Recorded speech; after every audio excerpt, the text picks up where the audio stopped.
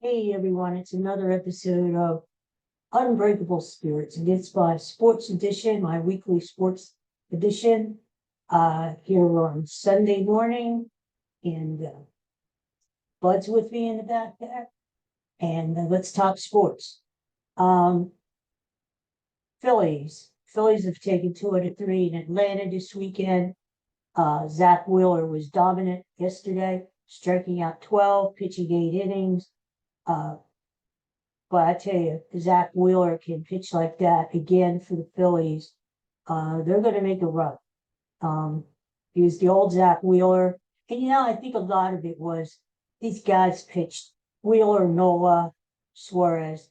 They pitched pretty long into the postseason last year and didn't have much of spring training because I think the Phillies were sort of babying those guys a little bit, giving them a little break in spring training. Um, but I think they're rounding into form, especially Wheeler. Hopefully Noah will follow suit pretty soon. But like we said before, Noah always seems to pitch better when the weather gets hot and humid, since he's from Louisiana. So I would say in the next month or so, I would say we're going to see Aaron Nola step it up as far as his pitching is concerned. Wheeler looked really good against the Braves. Phillies have taken 2 out of 3. Now, they do play tonight on Sunday Night Baseball, but they're up against Spencer Strider, who is the Braves. I guess you could say he's their ace right now, since Fried is out with an injury. Uh, Hopefully, the Phillies are going to win tonight and take 3 out of 4 in the series, but Spencer Strider is tough. I can see him dominating the Phillies tonight. He had 11 strikeouts his last time out. He leads the league in strikeouts. And let's face it, he has revenge against the Phillies. The Phillies have done pretty well against Spencer Strider, and he got lit up in the playoffs last year. So not only does Strider have some revenge, he's pitching on Sunday Night Baseball. I think he's going to have a big game. I hope the Phillies pull it out, though. Strider throws so many pitches because he strikes out so many people that he doesn't really go into the seventh inning very often. So let's hope the Phillies can hang in there for 6 innings or so. Maybe Strider's out of the game. The Phillies could get to the Braves bullpen. But regardless, if the Phillies win tonight, 3 out of 4, that's great. Down in Atlanta, they would pick up 2 games on the series, on the Braves, and only be 5 games out in the division. If they should lose, they earn a split, which isn't bad either. You go down to Atlanta for a 4-game set, tough place to play, hot Atlanta team. If you split down there, I would take that too. Phillies still have ways to go on the road trip. They go to New York and face the Mets next. Oddly enough, they don't play on Memorial Day, which is kind of weird. The Phillies haven't been playing on holidays the past few seasons. 4th of July, Memorial Day, Labor Day, and tomorrow the team is off. But let's see what they do tonight. Either they're going to get a split or they're going to win the series. So that's a nice way to go into tonight's game. Bryce Harper continues to be hot. Nick Castellanos, you've got to give it to him. He leads the league, or he's up at the top of the league in multi-hit games. Again, he had a two-hit game yesterday. Bryson Stott is also up there in multi-hit games as well. And it looks like Trey Turner may be coming around a little bit. He had a big double yesterday. I think this Phillies team is going to be okay. It's a way too soon to give up on them. They still have 110 games to play yet. Way too soon to give up on them. And they're creeping up on the division. So let's hope that as the weather gets hotter later in the week, It's supposed to get up into the 90s here, that the Phillies get hotter too.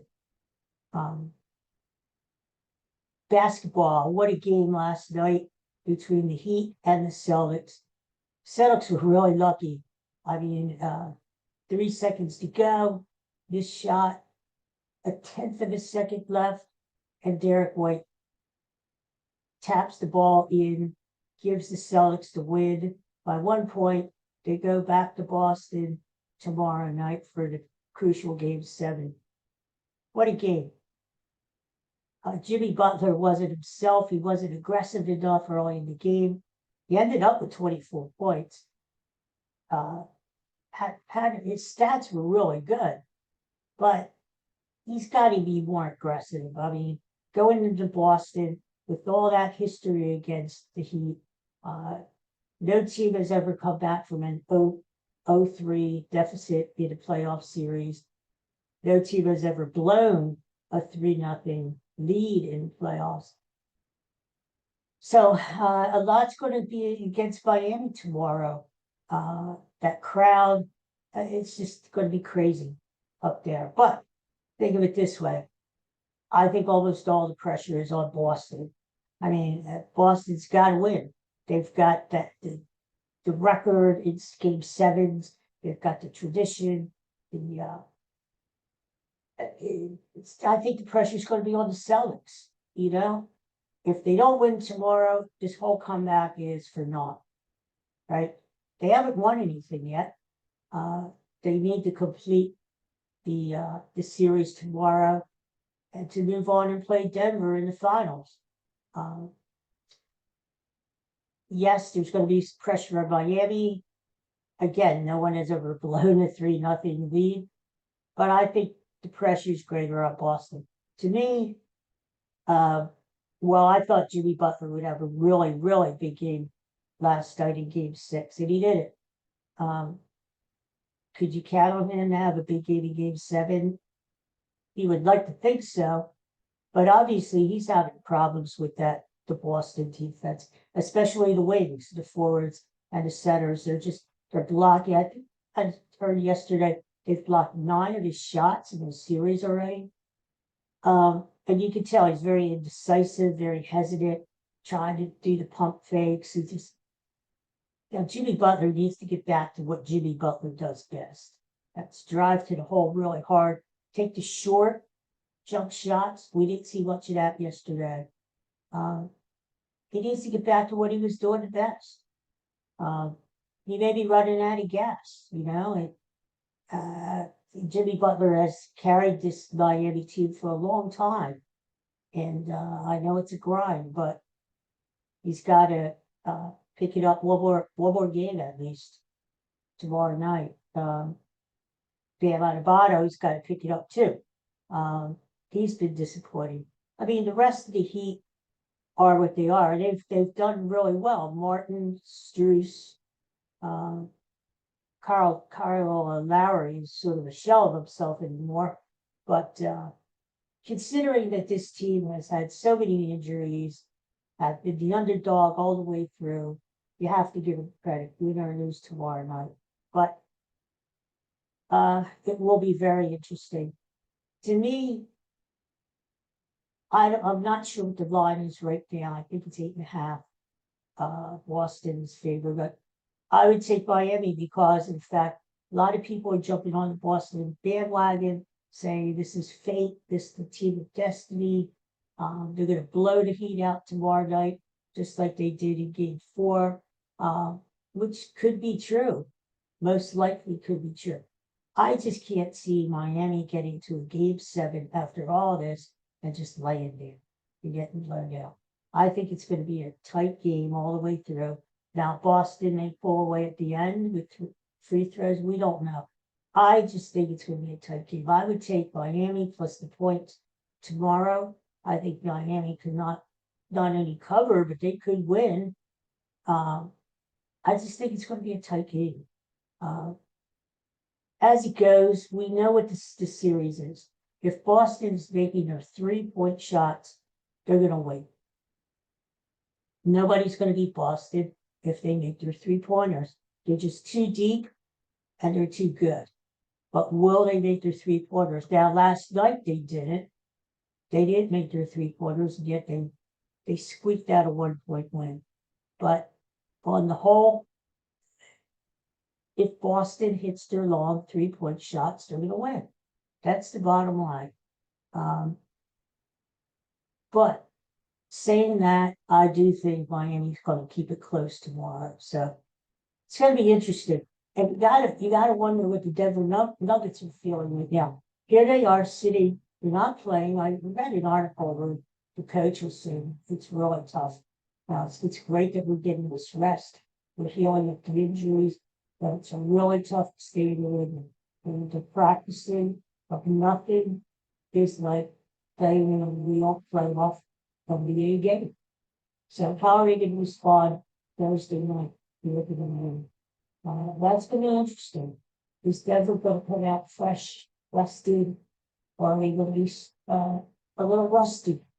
It's going to take a game to get back into the flow. That's going to be interesting. Boston wins tonight. Will they have the momentum carry over to the finals, game 1?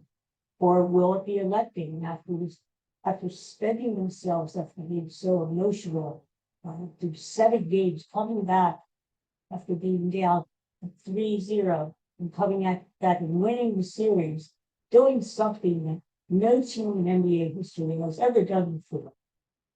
Is there going to be a letdown going into game 1 of the finals? It's going to be interesting, right? I mean, you could say the same thing about Miami. If Miami wins tonight or tomorrow night, I'm sorry.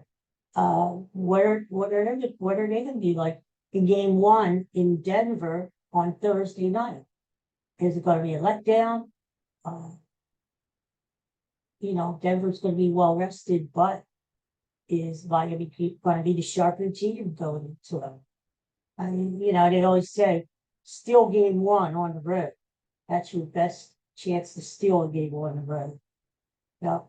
But let's not cross that bridge yet. Let's see what happens tomorrow night in Boston. It should be a great game between Miami and Boston for the right to play Denver in the finals. So we'll see. In hockey, Dallas has won a second game.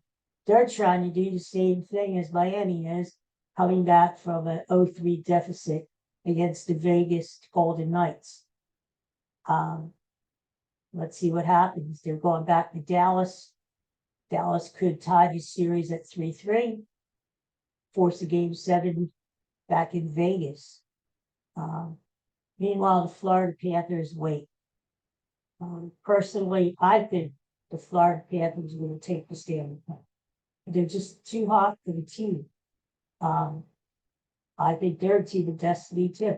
Any team that can beat the Boston Bruins, I think could win the Stanley Cup. I mean, Boston was just so dominant during the regular season, and to think that they were knocked out in the first round by this upstart Panther team is still incredible when you think of it. So, the Florida Panthers may think about that Boston atmosphere. It's going to be crazy for tomorrow for the basketball game.